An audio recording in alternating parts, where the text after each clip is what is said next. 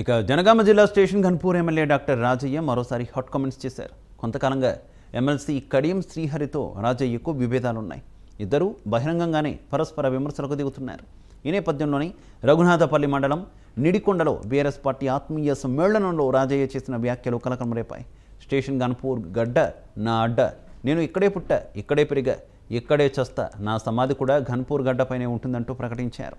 స్థానికేతరులు ఎంతోమంది వస్తుంటారు పోతుంటారు, నేను మాత్రం లోకల్ అంటూ రాజయ్య రెచ్చిపోయారు.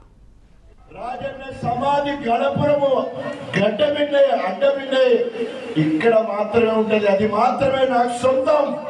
ఎందుకంటే నేను పుట్టి పెరిగిందంతా కూడా గణపురం, అది స్థానికుడికుంటే గొప్ప వరం, గొప్ప వరం.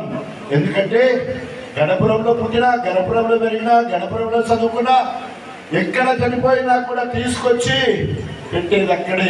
నా గణపురం మా అయ్యవ పక్కన నన్ను పెడతారు.